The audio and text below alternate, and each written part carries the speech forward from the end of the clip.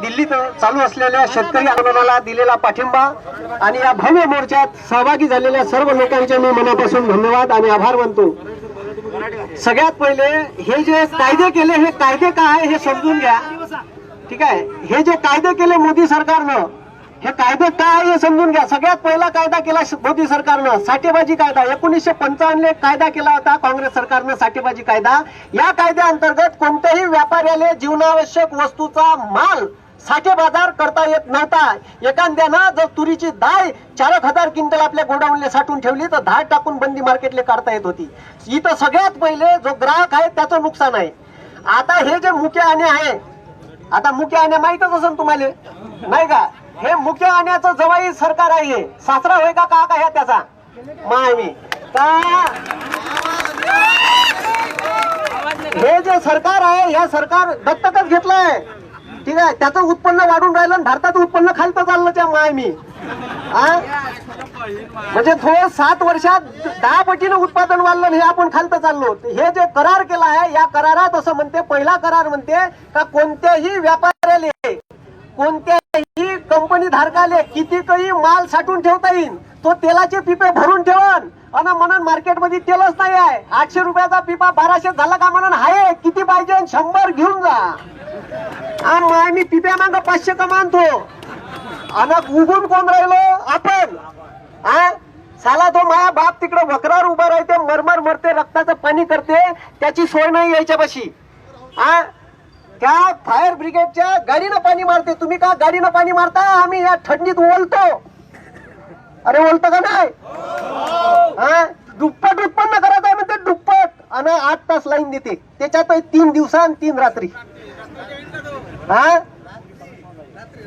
अरे कसं करायचं ते ना, दुप्पट उत्पन्न करायचं आहे, आम्ही काय डुकरं आहे का? माणसं आहे ना। मग त्याच्यानंतर ह्या पहिला करार झाला, कोण्याही व्यापाऱ्याला किती काही माल साठेबाजी करून ठेवता येईल, यानं महागाई वाढन। दुसरा करार केला, दुसरा करार का केला का? दुसरा करार अग्रीमेंट करता येईल मोठ्या कंपन्यासोबत, करार कॉन्ट्रॅक्ट फार्मिंगचा करार केला, तो कायदा केला। तो कायदा का म्हणते का भारतातील कोणत्याही कंपनी धारकाले व्यापाऱ्याले शेती माल लावल्यानंतर शेतकऱ्यासोबत करार करून माल खरेदी करता येईल। पाहता तुम्हाला इथं सत्यानाश सांगतो ह्या सरकारचा कसा आहे, ठीक आहे। तर हे का कारण माहित आहे का? मांडव्यात येईन माझ्या गावात किती 100 कास्तकार आहे का? 4000 मार्केटले सोयाबीनचे रेट असेल तेव्हा तर तो 4.5 न घेईन। आपल्याला वाटणार वा 500 जास्त देऊन राहिला। समजा केला करार 4.5 सोयाबीन प्रति क्विंटल न, त्याच्यासोबत अग्रीमेंट करण, अग्रीमेंट एपीएमसीच्या अधिकाऱ्यासमोर होईल म्हणते, मान्य आहे। पण जर आमचं सोयाबीन निघाल्यावर 5,500 सोयाबीन गेलं तर मग का करायचं? मग का करायचं? मग इथं आपलं स्वातंत्र्य हिसकावून घेतलं यायनं का? आमचा माल 5,500 गेल्यावर, मागणी वाढल्यावर तुम्ही आमचा माल 5.5 न खरेदी करान का करारानं खरेदी करान? मग आता त्याच्यानंतर पुन्हा सांगतो, जर समजा यानं 4.5 न करार केला आणि सोयाबीन 3,000 आलं तर म्हणून मी ह्या घेत नाही, मग का करायचं? मग म्हणते तो एसडीओ कडे जा, एवढा रिकाम टवे आहे का माझा बाप? तिकडे फवारे पाणी मालन, फवारे मारण, पाणी ओलन का इकडे एसडीओच्या घरी जाईल? तेवढेच काम धंदे आहे का? याच्या अगोदर तर महाराष्ट्र सरकारनं कायदा केला का तुम्ही तुमचा माल रस्त्यावर विकू शकता। दिसते का कास्तकार विकतानी? तर तो तिकडे टमाटे तोडन का इकडे मार्केटमध्ये विकन? एवढा वेळ आहे त्याच्यापाशी? नाही आहे। अरे आम्हाला कर्जमाफी द्यायची काम नाही, हमी भाव बरोबर द्या, हमी भाव बरोबर द्या, 1.5 देते। आता मी सांगतो 2013 म्या कास्तकारी केली 52 रुपये चना विकला, 52। 2017 थोच चना 28 रुपये विकला, व्यापारी तुडून राहिले होते च्या मायनी 28 रुपये। म्हणजे 2013 52 विकून आलं, 2000 उलट चाललो का सरळ चाललो? मायनी त्याच्यानंतर तुम्हाला सांगतो यायचं सत्यानाश, म्हणजे रिवर्स चाललो आपण, समोर नाही चाललो, ह्या नेला पाहिजे उभा। त्याच्यानंतर हे माझं आपल्याला कर्ज, ठीक आहे, बीजेपी सरकारनं आपल्याला कर्जमाफी केली। बायकोले घेऊन जा, कम्प्युटर लॅबवर जा, तिचा अरे कर्ज माझ्या नावानं, बायकोचं कोणतं काम आहे का? हे डॉक्युमेंट जोडा, ठीक आहे। अरे सरळ द्यायचे असेल तर दे ना बा. तो तिकडं तू 11,000 कोटी घेऊन पळून राहिला, त्याला आणूनच राहिला तू.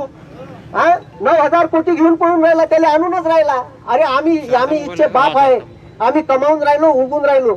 एवढं मोठं आंदोलन झालं, एखाद्या माणसानं पाण्याच्या बॉटला लावल्या असत्या, तोंड सुकून गेली आहे. कोणच पाणी नाही पाजलं आपल्याला. आपण लोकांच्या तोंडात घास टाकतो. अरे बरोबर आहे का नाही? तर त्याच्यानंतर तिसरा कायदा म्हणते तुमचा माल कुठेही विकता येईल भारतभर. मान्य आहे. आता 2 दिवसाअगोदर मध्य प्रदेशच्या बीजेपीच्या मुख्यमंत्र्याचं वक्तव्य आहे का माया बॉर्डरवर जर दुसऱ्या राज्याच्या शेतकऱ्यानं माल आणला मी तिथं जप्त करीन. तो म्हणते एक भारतभर, ह्या म्हणते जप्त करीन त्याचाच माणूस. माय मी उपासमारीची वेळ. म्हणजे एक म्हणून राहिला भारतभर एक, हो म्हणते माझ्या राज्यात आल्यावर मालाचे भाव पर्यंत मी जप्त करीन. मग आता का करायचं बोमल म्हणा, सांग ना, उत्तर तर दे. अरे उत्तर काय येऊन बी नाही राहिलं. इकडे शेतकऱ्याचं आंदोलन चालून काशीत ते लेझर लाईट चालू, झकझक झकझक झकझक झकझक. माय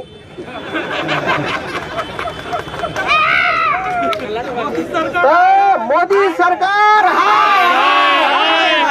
शेतकरी नहीं चलेगी, नहीं चलेगी, नहीं चलेगी. इतकंच बोलतो. जय जवान, जय किसान, जय विज्ञान. धन्यवाद. धन्यवाद करावं सर.